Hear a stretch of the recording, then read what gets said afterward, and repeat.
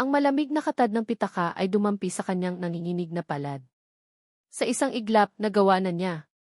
Para kay Angel. Para kay Mama. Iyon ang paulit-ulit na bulong sa isip ni Jericho, habang ang puso niya ay tila gustong kumawala sa kanyang dibdib. Nakatayo siya sa sulok ng isang malawak at medyo madilim na basement parking. Ang amoy ng semento at gasolina ay nanunuot sa kanyang ilong.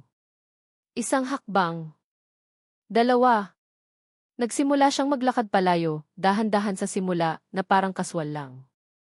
Bawat tunog, ang pagpatak ng tubig mula sa isang tubo sa itaas, ang ugong ng aircon ng isang sasakyan, ay parang sigaw sa kanyang pandinig. Huwag kang lilingon, Echo. Huwag kang lilingon. Ngunit hindi niya mapigilan. Isang sulyap lang sa likod. Nakita niya ang lalaking nakasuit, ngayon ay nakatayo sa tabi ng kanyang mamahaling itim na kotse, tila may kinakapa sa bulsa ng pantalon. Ang mukha nito ay nagsimulang magpakita ng pagtataka, tapos pagkalito. Ito na. Takbo. Isang hakbang. Dalawa. Tatlo. Takbo. Tumakbo si Echo ng buong bilis, ang tsinelas niyang pudpod ay halos hindi makasabay sa kanya. Ang tanging nasa isip niya ay ang hagdan palabas, ang daan patungo sa kalye, ang daan pauwi. Pauwi sa perang magliligtas sa kapatid niya. Ang imahe ng ospital ay bumalik sa kanyang isipan. Ang maputlang mukha ni Angel. Ang mga labi nitong halos wala ng kulay, ang mga mata nitong laging inaantok, na tila pagod ng lumaban.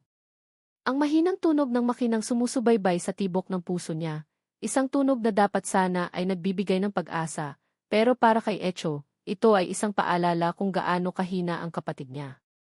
Kaninang umaga lang, nakita niya si Mama sa siwang ng pinto ng kwarto ni Angel sa ospital. Nakahawak sa kamay ni Angel, nakayuko, at ang mga balikat ay marahang umuuga. Hindi niya kailangang marinig para malaman na umiiyak na naman ito ng tahimik. Ang mama niya, ang pinakamatapang na babaeng kilala niya, ay naubos na. At ang mga salita ng doktor umalinggaw ito sa kanyang ulo na parang sirang plaka. Kailangan na siyang maoperahan sa lalong madaling panahon, Jim Ricky Valdez. Nagiging kritikal na ang kondisyon ng puso niya. Pagkatapos ay dumating ang numerong tila isang pader na imposibleng akyatin. 500,000 piso. Saan sila kukuha ng ganoong kalaking pera? Ang kinikita ni Mama sa paglalabada at pagtitinda ng kung ano-ano ay sapat lang para sa kanilang pagkain at sa mga gamot na pampakalma sa sakit ni Angel. Iyon ang nagtulak sa kanya. Ang imahe ng luha ni Mama at ang bawat hirap na paghinga ni Angel. Kaya siya tumatakbo ngayon. Narinig niya ang mabilis na mga yabag sa likuran niya. Mas mabilis. Mas malakas. Ang lalaki. Hinahabol siya. Bumilis ang kabog ng dibdib ni Echo. Ang hangin ay tila apoy sa kanyang mga baga. Ang bawat hakbang ay mas bumibigat. Ang liwanag mula sa labas, sa dulo ng rampa ng parking, ay parang isang pangako ng kaligtasan. Malapit na konti na lang. Nang biglang isang malakas na kamay ang humawak sa kanyang balikat. Isang puwersang humila sa kanya pabalik, sapat lang para mawala ang kanyang balanse, at halos masubsob siya sa semento. Natigilan siya. Napapikit ng mariin, hinihintay ang sigaw, ang mura, ang sampal. Pero wala. Tanging ang bigat lang ng kamay sa kanyang balikat. Dahan-dahan, pinilit niyang lumingon. Nakatayo sa harap niya ang lalaki. Mataas. Matikas ang tindig kahit gusot na ang mamahaling suit.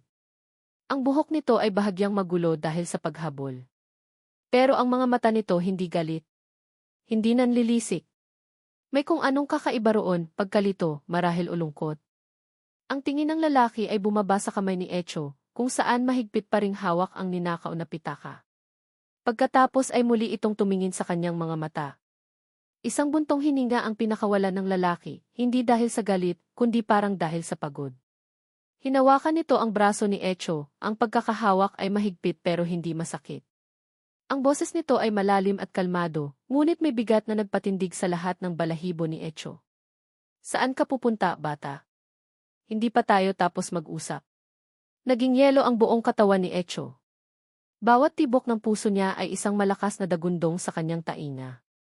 Ang mga salitang iyon, hindi pa sigaw, hindi galit, ay mas nakakatakot pa kaysa sa isang sampal. Sir D. Nanginginig ang boses niya, halos hindi makilala. Patawad po. Ibabalik ko na po. Nabitawan niya ang pitaka. Bumagsak ito sa maruming semento na may kasamang mahinang kalabog. Ang tunog na iyon ay parang hatol sa kanyang pagkakasala. Sinubukan niyang hilahin ang kanyang braso, isang mahinang pagpupumiglas, ngunit ang pagkakahawak ng lalaki ay hindi nagbago. Napayuko si Echo, hindi makatingin sa mga mata ng lalaki. Ang mga luhang kanina pa niya pinipigilan ay nagsimula ng mamuo. Ang isa ay pumatak sa semento, sumunod ang isa pa. Hindi ito iyak ng panlilinlang, ito ay iyak ng isang batang bigo. Bigo siyang tulungan si Angel. Bigo niyang tulungan si Mama. Bata, ulit ng lalaki, mas mahinahon ngayon ang boses, pero mas mabigat. Tumingin ka sa akin. Umiling si Echo, tuloy-tuloy ang agos ng luha sa kanyang pisngi. Ang kahihiyan ay parang kumukulong tubig sa kanyang sikmura. Sorry po talaga di. Isang malalim na buntong hininga ang pinakawalan ng lalaki. Naramdaman ni Echo ang bahagyang pagluwag ng hawak sa kanyang braso, pero hindi ito bumitaw. Sa halip, ang isa pang kamay ng lalaki ay marahang umangat at hinawakan ang kanyang baba, inaangat ito. Napilitan si Echo na tumingala. At doon, sa ilalim ng malamlam na ilaw ng parking lot, nakita niya ng malinaw ang mukha ng lalaki sa unang pagkakataon. Hindi ito matanda, pero hindi rin naman ganoon kabata. May mga guhit ng pagod sa gilid ng mga mata nito. At ang mga mata nito madilim at tila pagod, puno ng isang emosyon na hindi kayang pangalanan ni Echo. Ang tingin ng lalaki ay bumaba mula sa kanyang mga mata, patungo sa kanyang lumang damit, sa kanyang paayat na mga braso, at sa huli, sa kanyang pudpod at marumi ng tsinelas. Hindi ito tingin ng pandidiri. Ito ay tingin ng pagsusuri.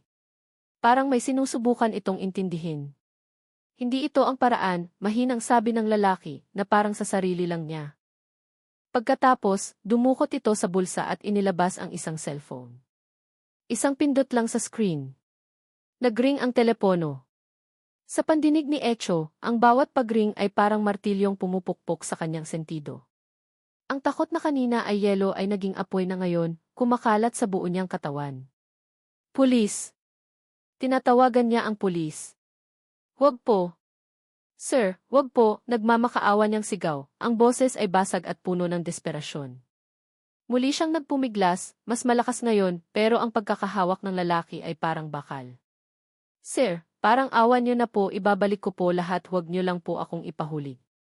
Isang boses ang sumagot mula sa kabilang linya. Hindi ito marinig ni Echo ng malinaw, pero narinig niya ang sinabi ng lalaking may hawak sa kanya. May insidente rito sa parking ng Dilion Tower. Isang bata. O sige, hihintayin ko kayo. Ibinaba ng lalaki ang tawag. Tapos na. Huli na ang lahat. Gumuho ang mundo ni Echo. Ang lakas na ginamit niya sa pagtakbo at pagpupumiglas ay biglang nawala. Napaluhod siya sa semento, ang mga tuhod ay nanghihina, ang katawan ay nanginginig. Ang mga hikbi niya ay naging hagulgol. Kailangan ko po kasi ng pera. Sabi niya sa gitna ng kanyang pag-iyak, ang mga salita ay halos hindi maintindihan. Yung kapatid ko po si Angel, maisakit po siya sa puso kailangan na siyang operahan. Patawad po di. Natigilan ang lalaki. Sa isang saglit, nakita ni Echo ang pagbabago sa ekspresyon nito. Ang pagiging kalmado ay napalitan ng pagkabigla.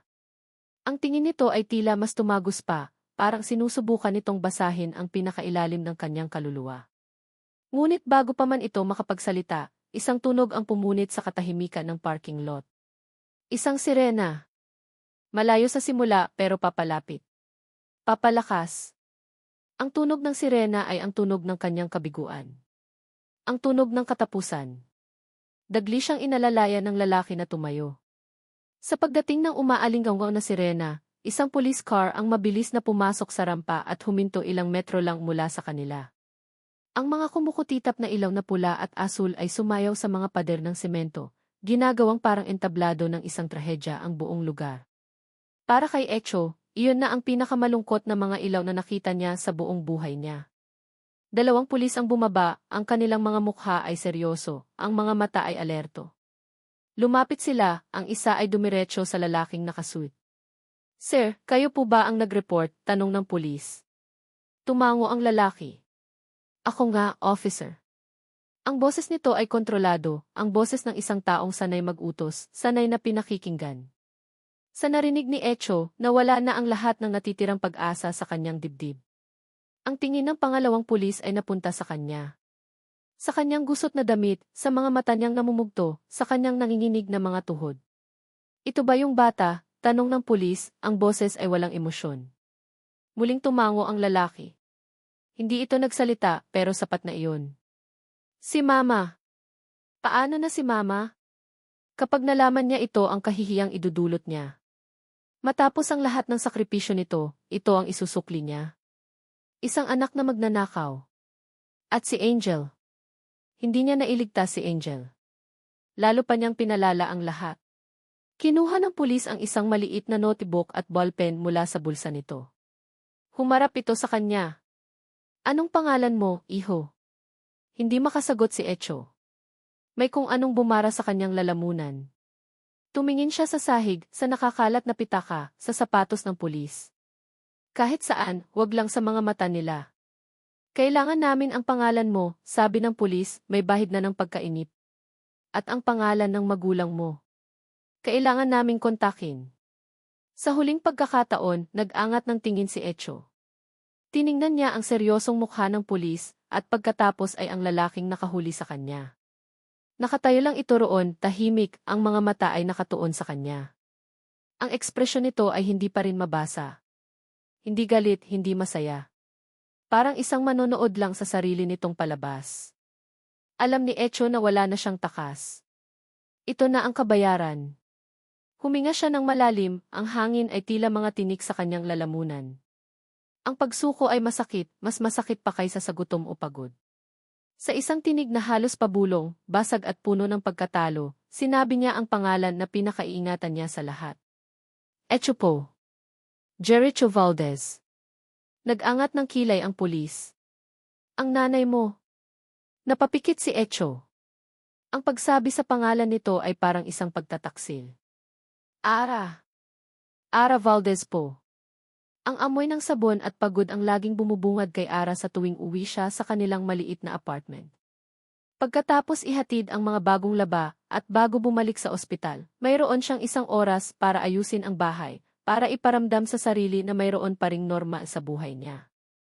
Habang pinupunasan niya ang lamisang kinainan nila kagabi, ang isip niya ay nasa dalawang lalaki ng buhay niya. Si Angel, ang kanyang munting anghel na lumalaban. At si Echo, ang kanyang matapang na panganay, na hindi niya alam kung nasaan sa mga sandaling ito. Maghahanap lang po ng pagkakakitaan, ma, sabi nito kanina. Alam niyang gusto lang nitong tumulong, pero hindi niya mapigilan ang kaba. Biglang tumunog ang kanyang lumang cellphone na nakapatong sa ibabaw ng ref, isang nakakagulat na ingay sa katahimikan ng hapon. Isang hindi rehistradong numero. Kinabahan siya. Baka ang ospital. Baka may nangyari kay Angel. Nanginginig ang mga kamay niya nang sagutin ito. Hello? Ito po ba si Kingrek Ara Valdez? Tanong ng isang boses ng lalaki, formal at walang emosyon. Oo po, ako nga po, sagot niya, ang puso niya ay nagsimulang kumabog ng mabilis. Ma'am, tumatawag po ako mula sa Police Station 3. Tungkol po ito sa anak ninyong si Jericho Valdez. Police Station. Jericho. Ang pamunas ay nahulog mula sa kanyang kamay. Ang mga salita ay parang umikot sa hangin bago tuluyang tumusok sa kanyang dibdib. Ano pong nangyari sa anak ko? Naaksidente po ba siya? Ayos lang po ba siya? Mahinahon lang po, ma'am, sabi ng pulis. Hindi po siya naaksidente. Pero kailangan niyo pong pumunta rito. Nahuli po namin siya sa kasong pagnanakaw. Pagnanakaw. Ang salita ay parang kidlat na tumama sa kanya. Hindi. Hindi si Echo. Ang mabait niyang anak, ang masunurin niyang anak, ang laging nag-aalala para sa kanya at sa kapatid. Impossible. Pipo. Baka po nagkakamali lang kayo.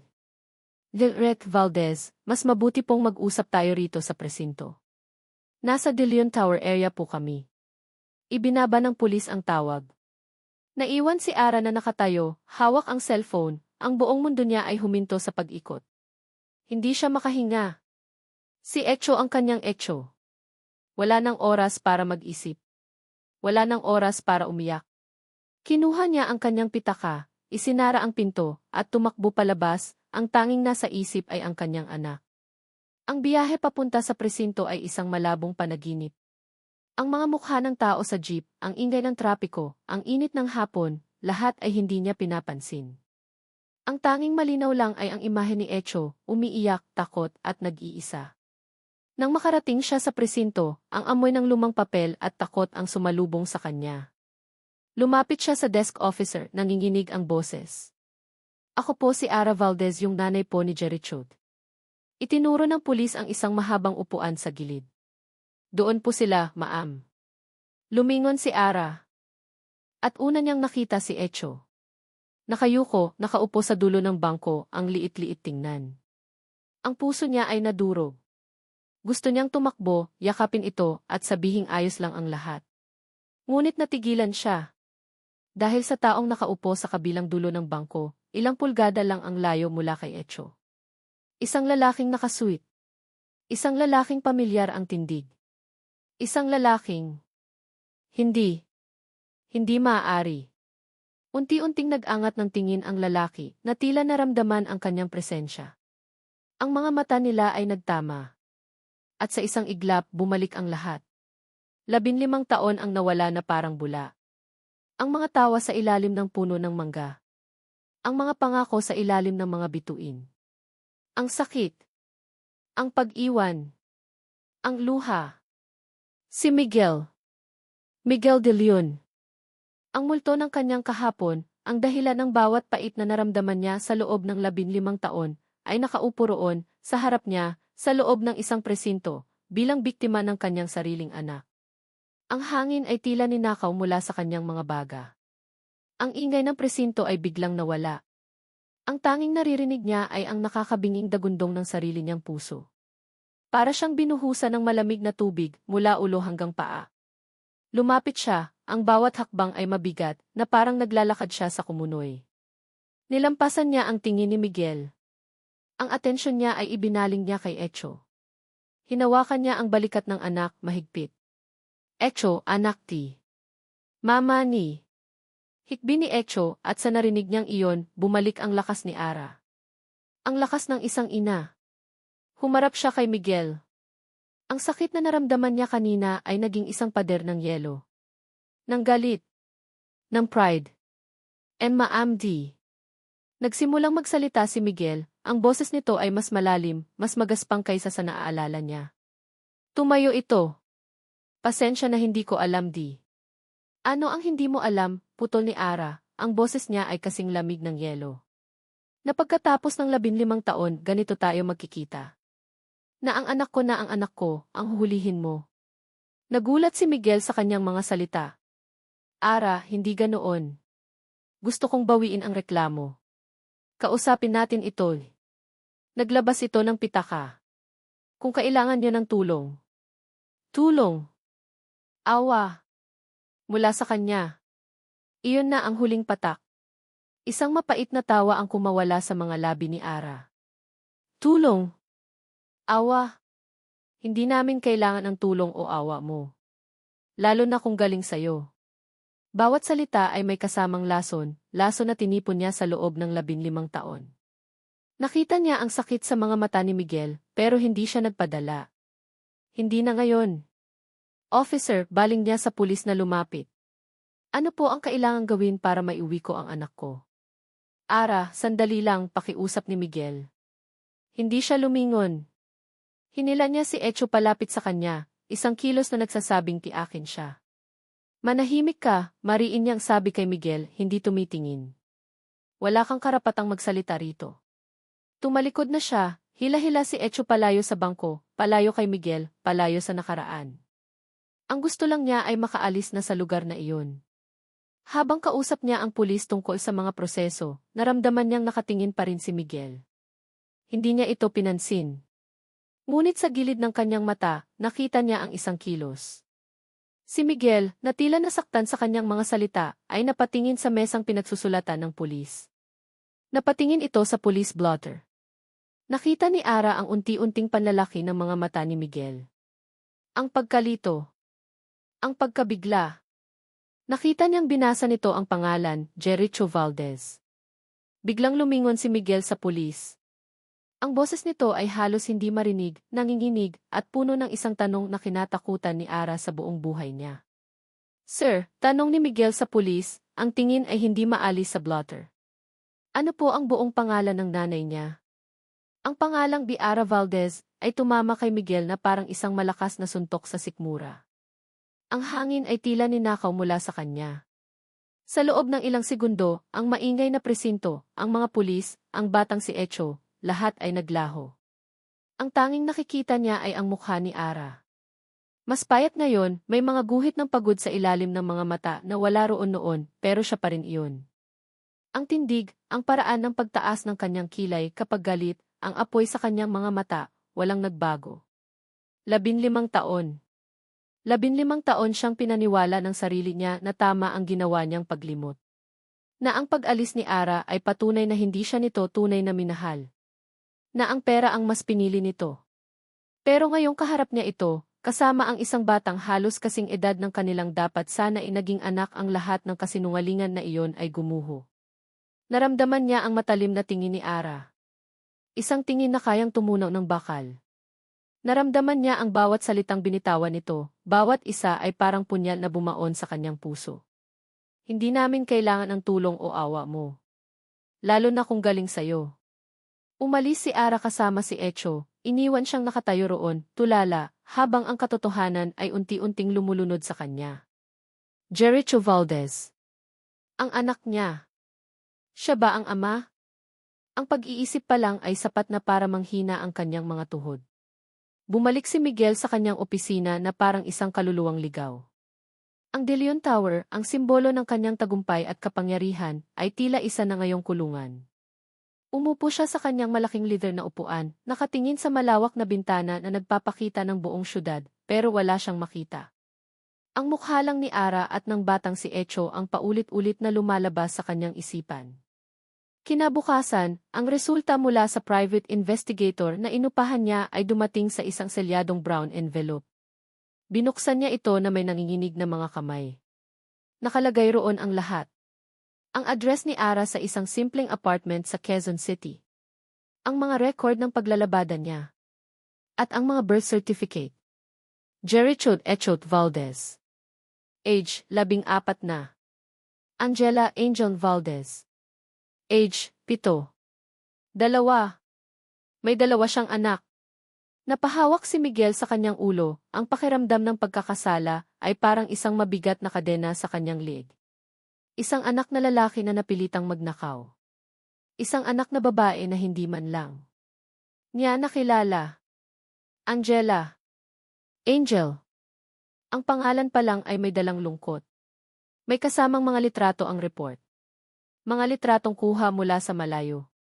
Si Ara, nagbubuhat ng mabigat na batya ng labada, ang mukha ay seryoso at pagod. Si Echo, nag-aararo ng tingin sa paligid, laging tila nagbabantay. At may isang litrato na nagpatigil sa paghinga ni Miguel. Isang batang babae, nakaupo sa isang wheelchair sa labas ng pampublikong ospital. Maputla, payat, pero may ngiti sa mga labi habang nakatingin sa ibon na dumapo sa malapit. Si Angel. May nakasulat sa report, Subject Angela Valdez is diagnosed with congenital heart defect. Currently undergoing treatment at East Avenue Medical Center. Sakit sa puso. Napapikit si Miguel ng mariin. Ang lahat ng karangyaan sa paligid niya, ang mamahaling kasangkapan, ang mga tropeo ng tagumpay, ang bilyon-bilyong halaga ng kanyang kumpanya, lahat ay biglang naging basura. Walang halaga. Dahil habang siya ay nabubuhay sa luho, ang sarili niyang mga anak ay nagdurusa. Ang sarili niyang anak na babae ay maaaring mamatay. Kinuha niya ang isang litrato ni Echo na kuha sa labas ng kanilang bahay. Itinabi niya ito sa isang lumang litrato niya noong siya ay teenager. Ang pagkakahawig ay hindi maikakaila. Ang hugis ng mga mata. Ang panga. Maging ang paraan ng pagtayo. Miguel. Hon? Isang boses ang pumutol sa kanyang pag-iisip. Napatingala siya. Si Katrina, ang kanyang fiance, ay nakatayo sa may pinto, nakangiti. Maganda, elegante, perpekto, lahat ng katangian na inakala niyang gusto niya sa isang babae. Kanina pa kita tinatawag, parang ang lalim ng iniisip mo, sabi nito habang lumalapit. Ang mga mata nito ay napunta sa mga papel na nakakalat sa kanyang mesa. Mabilis na itinago ni Miguel ang mga ito sa ilalim ng isang folder, pero huli na. Nakita ni Katrina ang litrato ni Echo. Sino yang bata? Hon, tanong nito, ang boses ay tila nag-uusisa lang, pero nakita ni Miguel ang kislap ng hinala sa mga mata nito. Lumapit ito at kinuha ang litrato. Wow, sabi nito, medyo tumatawa. Kamukha mo. Kamukhang kamukha mo noong bata ka. Anak mo sa labas? Ang biro ay tumama kay Miguel na parang insulto. Katrina, it's not a joke, seryoso niyang sabi, kinukuha ang litrato mula sa kamay nito. Nagbago ang ekspresyon ni Katrina. Nawala ang ngiti. So totoo nga. Sino siya, Miguel? At sino ang nanay niya? Umiling si Miguel. It's complicated. Complicated, ulit ni Katrina, ang boses ay tumaas ng bahagya. Magpapakasal na tayo, Miguel. Don't think complicated is a want to hear right now. May tinatago ka ba sa akin? Huminga ng malalim si Miguel, sinusubukang pakalmahin ang sarili. It's something from Eve's past. Matagal na. Ako na ang bahala rito. Ang sagot niya ay hindi nakatulong. Sa halip, lalo lang nitong pinatindi ang hinala sa mga mata ni Katrina. Tumango ito, pero ang tango ay hindi pagsang-ayon. Ito ay isang tango na nagsasabing, sige, alamin ko to sa sarili kong paraan. Umalis si Katrina sa opisina, iniwan si Miguel na mas lalong gulong-gulo. Hindi alam ni Miguel na sa pag-alis ni Katrina, hindi ito umuwi. Dumiretso ito sa sarili nitong sasakyan, ang mukha ay nababalot ng galit at selos. Kinuha nito ang kanyang cellphone at nagdial. Hello, Dave, sabi ni Katrina sa kabilang linya, ang boses ay malamig at mapanganib. May ipapatrabaho ako sa'yo. May isang babae. Ara Valdez ang pangalan. Nagbigay ito ng ilang detalye. Gusto kong alamin mo lahat tungkol sa kanya, utos ni Katrina, ang mga daliri ay humihigpit sa manibela. Lahat. Bawat hininga niya, bawat hakbang niya. At lalo na, kung ano ang koneksyon niya kay Miguel de Leon. Understood. Pagkababa ng tawag, napasandal si Katrina sa upuan. Tumingin siya sa salamin. Hindi ko hahayaang sirain ng kung sinong basura mula sa nakaraan ang mga plano ko, bulong niya sa sarili. Akin ka lang, Miguel de Leon. Akin lang. Samantala, sa kanyang opisina, hindi pa rin mapakali si Miguel. Paulit-ulit niyang tinitingnan ang litrato ni Ara. Ang babaeng minahal niya. Ang babaeng sa tingin niya ay nanakit sa kanya. Ang babaeng ina pala ng kanyang mga anak. Nagdesisyon siya. Hindi na siya maaaring manahimik lang. Kailangan niyang makausap si Ara. Kailangan niyang malaman ang buong katotohanan, gaano man ito kasakit. Kinuha niya ang susi ng kanyang kotse at nagmamadaling umalis. Hindi niya alam kung ano ang sasabihin niya, o kung paano siya haharap dito. Ang alam lang niya ay kailangan niyang pumunta. Nagmaneho siya papunta sa address na nasa report. Isang lugar na malayong malayo sa mundo niya. Isang lugar kung saan nakatira ang kanyang nakaraan at posibleng ang kanyang kinabukasan. Pagdating niya sa eskinita, ipinarada niya ang kotse sa malayo at naglakad. Nakita niya si Ara sa di kalayuan, naglalakad pa uwi, may bitbit na supot ng gamot. Ang bawat hakbang nito ay tila mabigat. Ang pagod ay kitang-kita sa mukha nito. Lumabas si Miguel mula sa pagkakakubli, ang puso niya ay kumakabog. Ara, lumingon ito. Sa isang saglit, nakita niya ang gulat sa mga mata nito. Pagkatapos, ang gulat ay naging yelo. Mabilis itong tumalikod, naglakad palayo, na parang hindi siya nakita. Na parang isa lang siyang hangin. Ang pagtalikod na iyon ay mas masakit pa kaysa sa mga salitang binitawan nito sa presinto. Pero hindi siya sumuko. Sumunod siya. Ara, please. Mag-usap tayo. Huminto si Ara sa harap ng pinto ng apartment nito, pero hindi ito lumingon. Wala tayong dapat pag-usapan. Ang mga salitang wala tayong dapat pag-usapan ay parang pader na humarang sa pagitan nila ni Ara. Nakatayo lang si Miguel doon sa eskinita, pinapanood ang pagsara ng pinto, Iniwan siyang mag-isa, kasama ang alikabok at ang bigat sa kanyang dibdib. Bumalik siya sa opisina na may dalang kabiguan. Ang imahe ni Ara na tumatalikod sa kanya ay mas masakit pa kaysa sa inaasahan niya. Ngunit kasabay ng sakit, may isang bagay na tumubo sa loob niya, determinasyon. Hindi siya maaaring sumuko. Hindi ngayon na alam na niya ang tungkol kina Echo at Angel. Kinabukasan, ang isip niya ay abala pa rin sa nangyari sa presinto. May isang bagay na hindi magkasya. Tinawagan niya ang hepe ng kanyang personal security team. Mario, sabi niya sa telepono, may ipapatingin ako sa'yo. Tungkol sa insidente sa parking lot noong isang araw. Yes, Sir Miguel. Ano po iyon? Normal na proseso ba natin na tumawag agad ng pulis para sa isang minor na kaso tulad ng pagnanakaw ng pitaka, lalo na't bata ang gumawa? Tanong ni Miguel, ang boses ay seryoso. Narinig niya ang pag-aalinlangan sa kabilang linya. Ang totoo po, sir, hindi. Ang standard procedure po namin ay i-hold ang suspect, i-report sa inyo, at hintayin ang inyong utos bago kami kumilos. Iyon po dapat ang ginawa namin. Kumunot ang noo ni Miguel. Dapat? Anong ibig mong sabihin? Sir, hindi po kami ang tumawag sa pulis, diretsong sagot ni Mario. Nagulat na nga lang po kami nang biglang dumating ang patrol car. Akala po namin galing sa inyo ang utos. Parang may malamig na kamay na humaplos sa batok ni Miguel. Kung hindi ang security niya, sino? Mario, gusto kong kunin mo ang lahat ng footage sa basement parking noong araw na iyon. At alamin mo kung sino ang tumawag sa police station 3. I want a full report. ASAP. Masusunod po, sir. Habang naghihintay, hindi mapakali si Miguel. Paulit-ulit niyang pinapanood sa kanyang isipan ang mga pangyayari. Ang pagdating ng mga pulis ang bilis. Masyadong mabilis. Makalipas ang ilang oras, isang email ang pumasok sa kanyang inbox. Mula kay Mario. Ang subject, urgent, incident report. Binuksan niya ito ng mabilis. Nandoon ang mga snapshot mula sa Kiki. Ang paghabol niya kay Echo. Ang pag-uusap nila. At isang anggulo na hindi niya napansin noon. Sa isang sulok ng parking lot, sa likod ng isang malaking poste, may isang babaeng nakatayo. Nakatalikod, pero pamilyar ang buhok, ang suot na damit, ang tindig. Nakahawak ito sa isang cellphone. Si Katrina. Nandoon si Katrina. Kasunod sa email ang isang audio file at isang text transcript mula sa police station. Dispatcher, Police Station 3, good afternoon. Caller, boses ng babae, medyo binago, hello.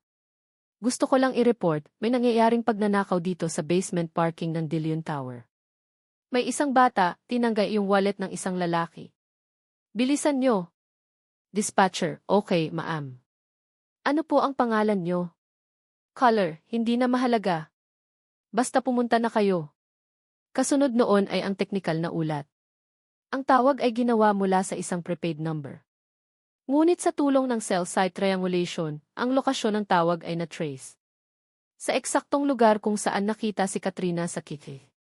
Ang huling piraso ng report ang nagpatibay sa lahat.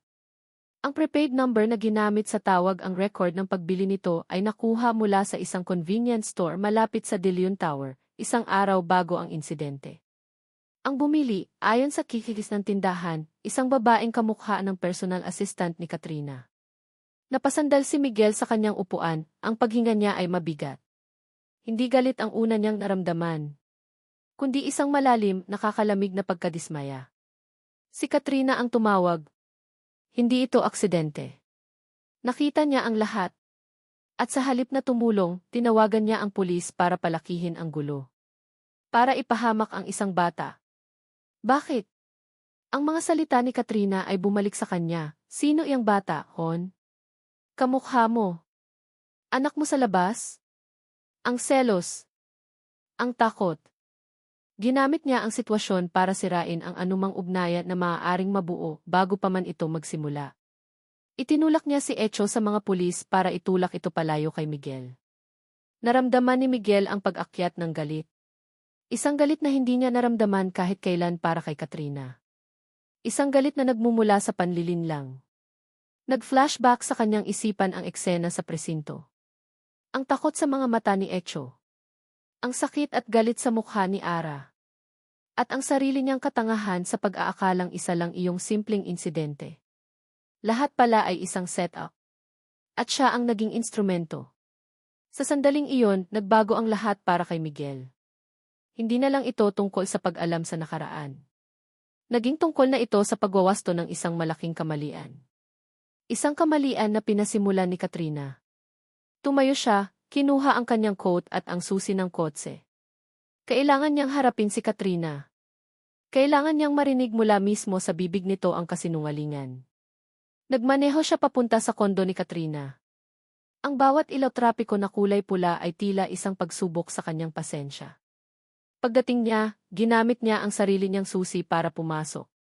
Naabutan niya si Katrina sa sala, nagbabasa ng magazine, tila walang anumang inaalala sa mundo. Miguel, you're early. Akala ko may. Hindi na nito natapos ang sasabihin. Inilapag ni Miguel ang printout ng report sa glass table sa harap nito. Ang litrato ni Katrina sa kisses, ang transcript ng tawag. Ipaliwanag mo to, Katrina, sabi ni Miguel, ang boses niya ay kalmado, pero mailamig na nagpatayo sa lahat ng buhok sa braso ni Katrina. Bakit mo ginawa iyon? Naging abo ang mukha ni Katrina. Ang mga mata nito ay nanlaki sa gulat at takot. Sinubukan nitong umiti. Ihon, ano yan? Hindi ko maintindihan. Huwag mo akong gawing tanga, mariing sabi ni Miguel. Nakita kita. Alam kong ikaw ang tumawag.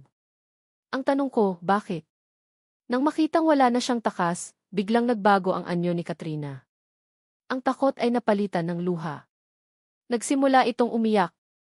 Miguel, maniwala ka sa akin, ginawa ko lang iyon dahil natakot ako para sa iyo. Nakita ko yung bata, mukhang masama ang intensyon. Gusto lang kitang protektahan. Ang mga luha. Ang mga palusot. Nakita ni Miguel ang lahat ng ito bilang isang desperadong pag-arte. Protektahan ako. Sa pamamagitan ng pagpapahamak sa isang bata. Sa pamamagitan ng pagsisinungaling sa akin. Niyakap siya ni Katrina, humahagulgol. Miguel, hindi ko sinasadya, nag-aalala lang ako. Nagsiselos ako. Dahil mahal na mahal kita. Ayokong may ibang umagaw sa'yo. Sa gitna ng pag-iyak nito, may isang pangungusap itong binitawan na nagbigay kay Miguel ng ideya kung paano ito paaminin. Hindi ako, Miguel, maniwala ka, sigaw nito. Baka ang mommy mo. Alam mo naman kung gaano niya ayaw sa mga iskandalo. Baka siya ang nag-utos. Mommy. Ang pangalan ng kanyang ina ay parang isang susi na nagbukas ng isa pang pinto sa madilim na pasilyo ng kanyang isipan. Humiwalay si Miguel sa yakap ni Katrina. Tinitigan niya ito sa mata, pinagmamasdan ang desperasyon dito. Hindi na siya sumagot. Tumalikod siya at naglakad palabas ng pinto, ini. Ang mga sumunod na araw ay naging isang malabong pag-iral para kay Ara. Ang bawat paggising ay isang laban. Ang bawat paghinga ay may kasamang bigat. Ang insidente sa presinto ay nag-iwan ng isang malalim na sugat hindi lang sa kanya, kundi pati na rin kay Echo. Ang kanyang masayahin at madaldal na anak ay naging tahimik. Laging nakatulala. Gabi-gabi, naririnig niya itong umiiyak ng mahina sa kanilang maliit na sala kung saan ito natutulog. Sinusubukan niyang kausapin ito, pero lagi lang itong tumatango o umiiling, ang mga mata ay laging umiiwas. Ang pakiramdam ng pagkakasala ay parang aninong bumabalot sa kanilang tahanan. Si Miguel hindi na muling nagpakita. Isang bahagi niya ang nagpapasalamat. Ngunit isang maliit, taksil na bahagi niya ang nalulungkot. Ang tanging nagpapatuloy sa kanya ay si Angel. Ang kanyang munting anghel na patuloy na lumalaban. Ngunit isang hapon, habang nasa ospital siya, dumating ang balitang kinatatakutan niya. Lilrek Valdez, sabi ng doktor, ang mukha ay seryoso. Kailangan nating maging prangka. Humihina na po ang puso ni Angel. Ang mga gamot ay hindi na sapat. Kung hindi siya maoperahan sa loob ng susunod na 2 linggo, hindi ko na po masisiguro. Ang mga salita ng doktor ay parang martilyong dumurog sa natitirang pag-asa ni Ara. 2 linggo. 500,000 piso. Isang imposibleng gawain. Umuwi si Ara na parang isang basahan. Pagod. Wasak. Walang ideya kung saan magsisimula. Pagbukas niya ng pinto, isang amoy ang sumalubong sa kanya. Isang mamahaling pabango na hindi nababagay sa amoy ng kanilang tahanan. At sa gitna ng kanilang maliit na sala, nakaupo sa kanilang luma at nag-iisang upuang kahoy, ay isang babaeng nakasuot ng eleganteng puting bestida. Ang buhok ay perpekto ang pagkakaayos. Ang mga alahas ay kumikinang. Hindi niya ito kilala, pero alam niyang hindi ito nabibilang doon. "Sino ka?" tanong ni Ara, ang boses ay pagod pero alisto. Dahan-dahang tumayo ang babae, ang mga mata nito ay nilibot ang kabuuan ng kanilang bahay na maihalong pandidiri. "Hindi mo na ako naaalala," sabi nito, ang boses ay kasing lamig ng yelo. "Ako si Isabel de Leon." Isabel de Leon. Ang ina ni Miguel. Biglang nanuyo ang lalamunan ni Ara. Ang babae sa kanyang harapan ay ang babaeng nag-alok sa kanya ng pera 15 taon na ang nakalipas. Ang babaeng tumawag sa kanya na isang hamak na gold digger. "Anong ginagawa mo rito?" mariing tanong ni Ara, sinusubukang itago ang panginginig ng kanyang mga kamay. Isang mapanuyang ngiti ang gumuhit sa mga labi ni Isabelle. "Nabalitaan ko ang nangyari sa presinto. At nabalitaan ko rin na pilit kang nilalapitan ulit ng anak ko. Mukhang hindi ka pa rin nagbabago, Ara. Ang pagkakaiba lang, mas desperada ka na ngayon." Bumaba ang tingin ni Isabel sa mga gamot na hawak ni Ara. "May sakit daw ang anak mo." Ang paraan ng pagkakasabi nito sa salitang ki-anak ki ay puno ng pang-iinsulto. Hindi sumagot si Ara. Hinigpitan niya ang hawak sa supot ng gamot. "Alam ko kung bakit ka bumalik," patuloy ni Isabel, lumalapit sa kanya. "Gagamitin mo ang mga bata para makakuha ng pera mula kay Miguel. Para sirain ang buhay niya, ang nakatakda niyang kasal. Huwag kang magkaila. Wala kaming kailangan sa inyo," sigaw ni Ara, ang galit ay nagsisimulang pumalit sa takot. "Talaga ba?" Muling ngumiti si Isabel. Naglabas ito ng isang checkbook mula sa kanyang mamahaling bag. "Kung ganoon, bakit hindi natin tapusin na ito? Tulad ng dati." Binuksan nito ang checkbook, kumuha ng ballpen at nagsimulang magsulat.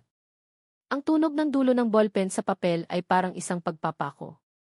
"Magkano?" tanong ni Isabelle, hindi tumitingin sa kanya. "Magkano ang kailangan mo para layuan mo ulit ang anak ko? Para mawala ka na sa buhay niya, kasama ng mga bata na iyan. Sabihin mo ang presyo mo." Iyon na. Ang parehong mga salita. Ang parehong pang-aalipusta. Ang parehong sakit. Pero ngayon, iba na. Dahil hindi na lang pride niya ang nakataya. Buhay na ni Angel ang pinag-uusapan. Tiningnan ni Ara ang tseke. Ang blankong papel na iyon ang sagot sa lahat ng kanyang problema. Ang pampaopera ni Angel. Ang katapusan ng kanyang paghihirap. Ngunit ang kapalit ay ang kanyang dignidad. Ang katotohanan. Ang pag-asa na baka lang mayroon pang sansa para maging buo sila. Isang imahe ang pumasok sa kanyang isip, si Miguel, na may lungkot sa mga mata, nagtatanong sa pulis tungkol sa pangalan niya. Bigla siyang natakot. Hindi para sa sarili niya, kundi para sa mga anak niya. Kung malaman ni Miguel ang lahat, kung ipaglaban siya nito, anong kaya nitong pamilyang ito na gawin? Anong panganib ang naghihintay sa kanila? Ito ang pinakamalaking sakripisyo. Tumingin si Ara kay Isabel. "Sige," sabi niya, ang boses ay walang buhay. "Isulat mo." 1,000,000. Nakita niya ang panalo sa mga mata ni Isabelle. Pinunit nito ang tseke at inilapag sa mesa. Pagkaalis ni Isabel de Leon, napaupo si Ara sa sahig, nakatingin sa kapirasong papel na iyon. Ang sagot sa kanyang mga dasal, pero parang lason sa kanyang mga kamay. Kinagabihan, ginawa niya ang pinakamasakit na bagay na kailangan niyang gawin. Tinawagan niya si Miguel. Nagkita sila sa isang maliit na coffee shop, isang lugar na neutral.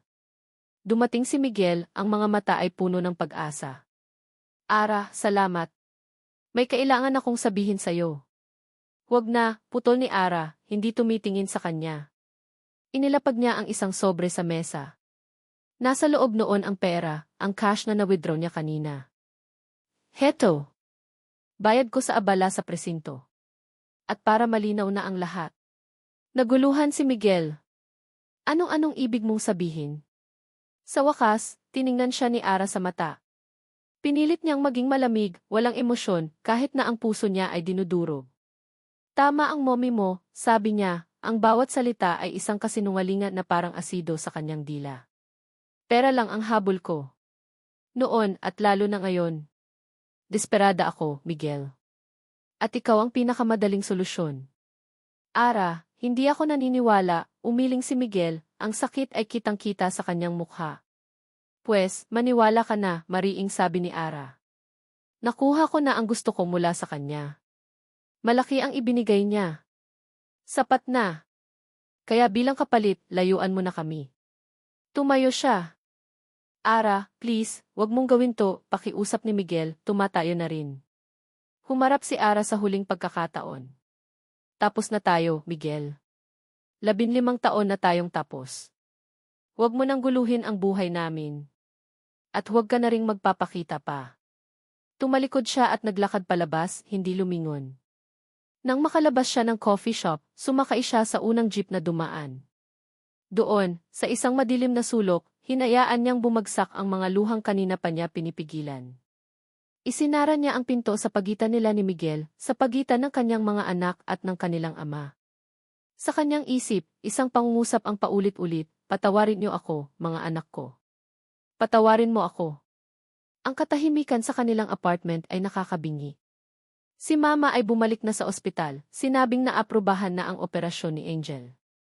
May ngiti sa mga labi ni Mama, pero nakita ni Echo ang lungkot sa likod ng mga mata nito.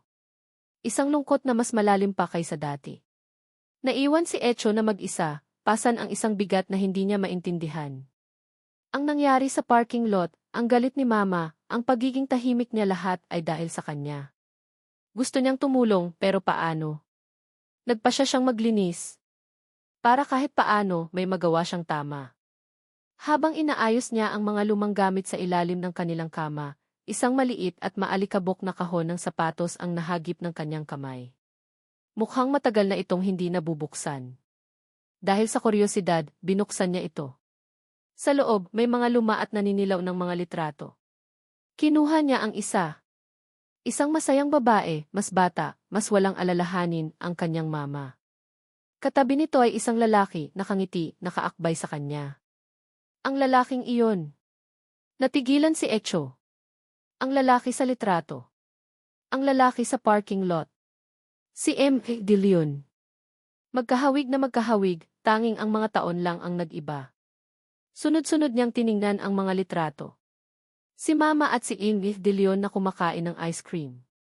Magkahawak kamay habang naglalakad sa tabing dagat. Ang bawat litrato ay isang patunay ng isang pag-ibig na malalim at masaya. Sa ilalim ng mga litrato may nakatuping mga sulat. Binuksan niya ang isa. Ang sulat kamay ng kanyang mama. Mahal kong Miguel. Hindi ko alam kung paano sisimulan. 3 linggo ka nang hindi nagpaparamdam. Ang sabi ng mommy mo, umalis ka raw. Nagpunta ka sa Amerika. Pero ang sabi ng puso ko, hindi totoo. Bakit ka aalis nang hindi nagpapaalam? Binuksan pa niya ang isa, ang petsa ay mas bago. Miguel, bumalik ka na. May sasabihin ako sa'yo, mayroon tayong magiging anak. Magiging tatay ka na. Hindi mo ba alam kung gaano ako kasaya? At kasabay noon, gaano ako katakot. Umuwi ka na, mahal ko. Kailangan kita. Ang hininga ni Echo ay tila naipit sa kanyang lalamunan. Siya ang tinutukoy sa sulat. Si N.F. De Leon, si Miguel ang tatay niya. Nanginginig ang mga kamay niya habang binubuksan ang huling papel. Hindi ito sulat. Isang diary entry, mukhang isinulat ng nagmamadali, ang mga letra ay may bakas ng luha. Pinuntahan ako ng mommy niya. Si Imrit Isabel De Leon. Inalok niya ako ng pera. Sabi niya, iyon daw ang utos ni Miguel. Isang bayad pinsala para sa problemang idinulot ko. Para sa batang nasa sinapupunan ko. Sinabi niya na ayaw na akong makita ni Miguel. Nakahihiyan lang daw ako sa pamilya nila. Ang sakit. Ang sakit-sakit. Hindi ko matanggap. Itinaboy ko siya. Itinapon ko ang pera niya. Pero ang mga salita niya nakabaon sa puso ko. Totoo ba, Miguel? Ganoon lang ba ako kadaling itapon para sa'yo? Sa isang iglap, nag-ugnay ang lahat. Ang galit ni Mama. Ang biglaang paglitaw ni Miguel. Ang pag-aalok nito ng tulong. At ang biglang pagbabago ng isip ni Mama. Ang lola niya. Ang mommy ni M. De Leon. Siya ang may kasalanan. At kanina lang ang biglaang pera para sa operasyon ni Angel. Ang lungkot sa mga mata ni Mama. Nangyari ulit, bulong ni Echo sa sarili. Ginawa ulit niya. Isang desisyon ang nabuo sa kanyang isipan. Hindi na siya mananahimik. Hindi na niya hahayaang masaktan pa ang kanyang ina. Kailangan nitong malaman ang totoo. Ang tatay niya kailangan niyang malaman ang totoo. Isinilid ni Echo ang mga sulat at litrato sa kanyang lumang backpack. Hindi siya nagpaalam.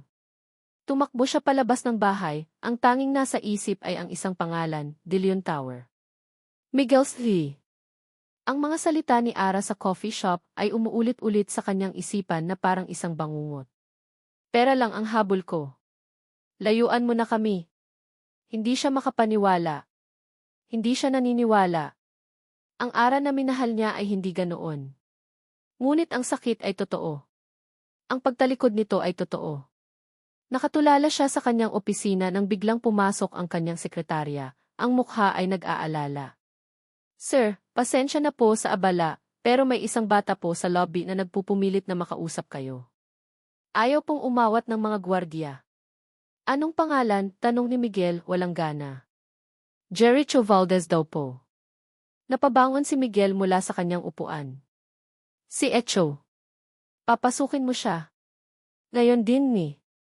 Ilang sandali lang, pumasok si Echo sa kanyang opisina. Hingal na hingal, ang mga mata ay namumula pero puno ng determinasyon. Walang takot. Tanging isang matinding pangangailangan na marinig. M. De Leon, sabi nito, ang boses ay nanginginig pero matatag. Kailangan niyo po itong makita. Inilabas ni Echo ang mga luma at naninilaw na papel mula sa kanyang bag at inilapag sa mesa ni Miguel. Ang mga litrato nila ni Ara. Ang mga sulat. Kinuha ni Miguel ang mga ito, isa-isa. Bawat litrato ay isang alaala. Bawat sulat ay isang saksak sa kanyang puso. Ang sulat tungkol sa pagbubuntis ni Ara. Ang sulat tungkol sa pag-alis niya. At ang diary entry tungkol sa kanyang ina. Inalok niya ako ng pera. Sabi niya, iyon daw ang utos ni Miguel. Kasabay noon, ang mga alaala ay bumalik sa kanya. Ang araw na sinabi sa kanya ng kanyang ina na si Ara ay tumanggap ng pera at sumama sa ibang lalaki. Ang galit. Ang pagtataksil na naramdaman niya. Ang desisyon niyang kalimutan ang lahat. Isang kasinungalingan. Lahat ay isang malaking kasinungalingan. Nangyari po ulit, sabi ni Echo, ang mga luha ay nagsimula ng tumulo. Nagpunta po siya sa bahay. Ang lola ko po. Pagkatapos noon, bigla na lang pong nagkapera si Mama para sa operasyon ni Angel. Pagkatapos, sinabi ni Mama sa akin na huwag ko na raw kayong lalapitan. Hinawakan ni Miguel ang gilid ng kanyang mesa, ang mga ugat sa kanyang braso ay lumitaw. Ang galit na naramdaman niya para kay Katrina ay wala kumpara sa nag-aalab na apoy sa kanyang dibdib ngayon. Isang galit na tinipon sa loob ng 15 taon. Ang kanyang ina. Sinira nito ang buhay niya. Sinira nito ang buhay ni Ara. Sinira nito ang buhay ng kanilang mga anak. Tumingin siya kay Echo, ang kanyang anak. Ang sarili niyang dugot laman na dumaan sa lahat ng ito nang dahil sa kanya. Tumayo si Miguel, ang mukha ay naging isang maskara ng yelo. Inayos niya ang kanyang suit. Tumingin siya kay Echo. Dito ka lang. Huwag kang aalis. May kailangan lang akong tapusin. Naglakad siya palabas ng kanyang opisina, ang bawat hakbang ay may bigat at layunin. Hindi na siya ang CEO ng De Leon Corp. Isa siyang ama. Isa siyang lalaking ninakawan ng kanyang nakaraan. At ngayon, babawiin niya ito. Dumiretso siya sa opisina ng kanyang ina sa kabilang dulo ng palapag. Pumasok siya nang hindi kumakatok. Naabutan niya si Isabel na nakaupo, nagbabasa ng mga dokumento. Nag-angat ito ng tingin, nagulat. Miguel, anong? Hindi na nito natapos ang sasabihin. Ibinagsak ni Miguel ang mga sulat at litrato sa mesa nito. Bakit, ma? Tanong ni Miguel, ang boses ay mahina, pero puno ng lason. Bakit niyo sinira ang buhay ko? Ang buhay naming lahat. Nanlaki ang mga mata ni Isabel nang makita ang mga ebidensya. Namutla ito. Miguel, anak, ginawa ko lang iyon para sa'yo. Hindi siya nababagay sa pamilya natin. Isa siyang ano, ma, sigaw ni Miguel, ang kontrol na pinipigilan niya ay tuluyan ng gumuho. Ang babaeng mahal ko? Ang ina ng mga anak ko? Dalawa, ma. Dalawa ang apo niyo na hinayaan niyong magdusa. Ang isa, muntik nang mamatay dahil sa sakit. Ang isa, napilitang magnakaw. Dahil sa'yo. Dahil sa pride niyo. Nagsimulang umiyak si Isabelle. Hindi ko alam na dalawad. Hindi niyo alam dahil hindi kayo nagtanong. Ang tanging ginawa niyo ay humusga. Manira. Magsinungaling. Kinuha niya ang kanyang cellphone at nagdial, "Hi, Katrina. Tapos na tayo. The engagement is off, wag ka nang magpapakita sa akin." Kailanman. Ibinaba niya ang tawag bago pa man makasagot si Katrina. Humarap siyang muli sa kanyang ina na ngayon ay humahagulgol na. Ang lahat ng kapangyarihan at otoridad nito ay nawala, napalitan ng isang matandang babaeng takot at nagsisisi. Ngunit para kay Miguel, huli na ang lahat. Ang sugat ay napakalalim.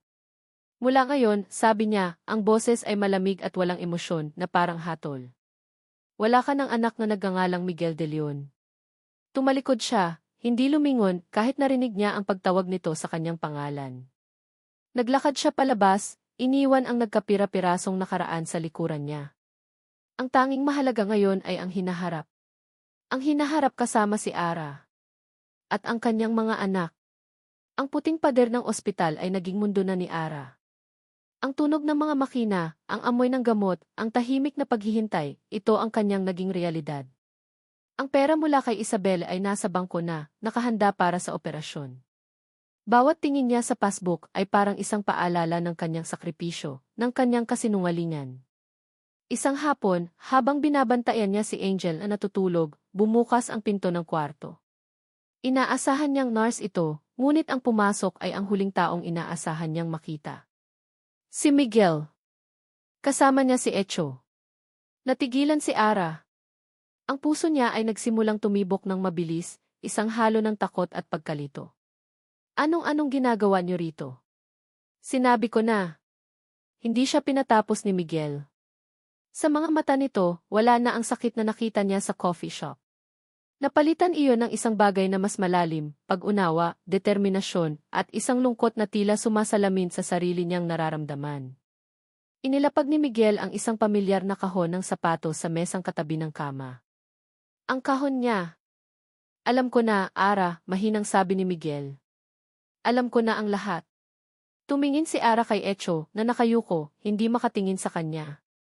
Pagkatapos ay tumingin siyang muli kay Miguel. Nakita niya ang mga luma nilang litrato na nasa ibabaw ng kahon. Naintindihan niya. Walang salitang namutawi sa kanyang mga labi. Ang mga pader na itinayo niya sa paligid ng kanyang puso sa loob ng 15 taon ay unti-unting gumuho. Ang lakas na ginamit niya para magsinungaling ay biglang nawala.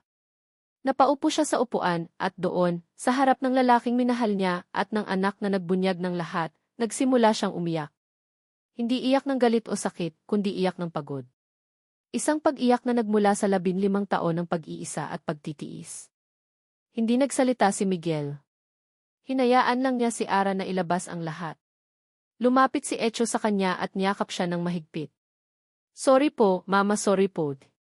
Umiling si Ara habang umiiyak.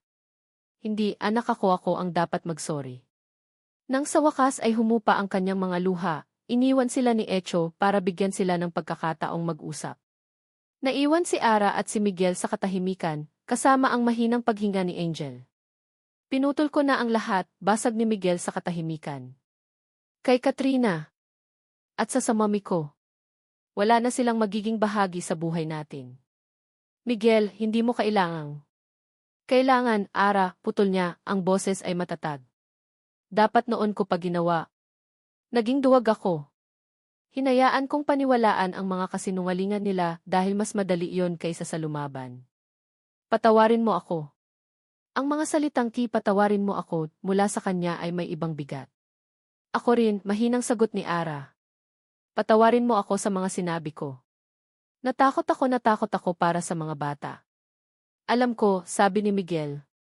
Lumapit ito at marahang hinawakan ang kamay niya. Ang init ng palad nito ay pamilyar pa rin, parang tahanan.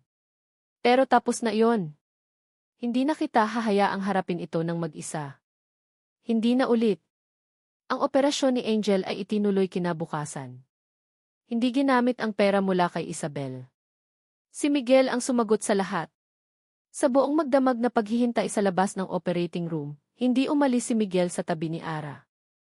Nandoon lang siya, tahimik na nakaupo, isang sandalan sa gitna ng unos. Hindi bilang isang sihi na nagbibigay ng pera, kundi bilang isang ama, naghihintay, nagdarasal. Naging matagumpay ang operasyon. Ang mga sumunod na linggo at buwan ay isang mabagal na proseso ng paghilom. Hindi lang para sa puso ni Angel, kundi para sa puso ng kanilang pamilya. Inilipat sila ni Miguel sa isang disenteng apartment, malapit sa isang magandang paaralan. Tumutol si Ara noong una, ang pride niya ay nariyan pa rin. Ngunit ipinaliwanag ni Miguel, hindi ito para sa iyo o para sa akin. Para ito sa kanila. Para bigyan sila ng buhay na dapat sana'y matagal na nilang nakuha. At si Miguel, tinupad niya ang kanyang mga salita. Hindi siya nawala. Tuwing hapon pagkatapos ng trabaho, dumadaan siya. Tinuturuan niya si Echo ng basketball sa kalapit na court, at unti-unti, ang katahimikan ni Echo ay napalitan ng tawa ng isang normal na teenager.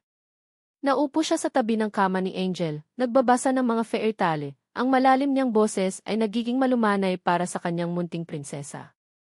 Isang gabi, habang mahimbing nang natutulog ang mga bata, nakaupo sila ni Ara sa maliit na balkonahe, umiinom ng kape.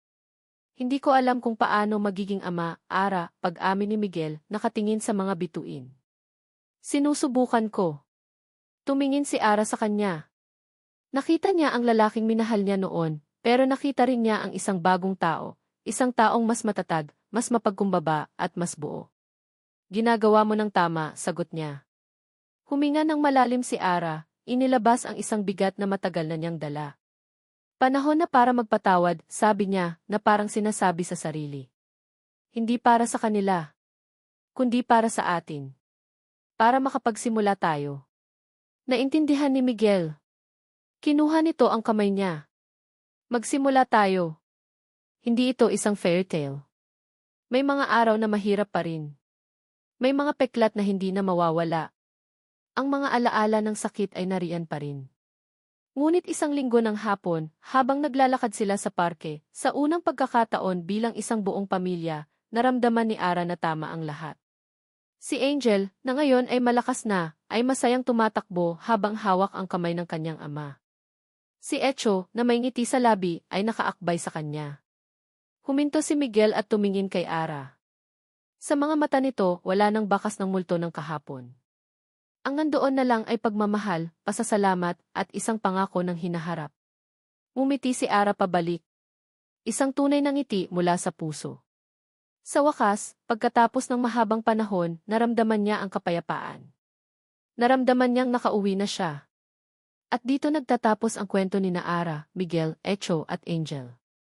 Maraming salamat, mahal naming tagapakinig, sa pagsama sa amin sa bawat kabanata ng kanilang paglalakbay. Mula sa madilim na parking lot hanggang sa maliwanag na parke, naramdaman namin ang inyong presensya, ang inyong pakikiramay sa bawat luha at pag-asa. Habang isinusulat ko ang kwentong ito, iisa lang ang nasa puso ko, ang ipakita na ang pamilya ay hindi perpekto.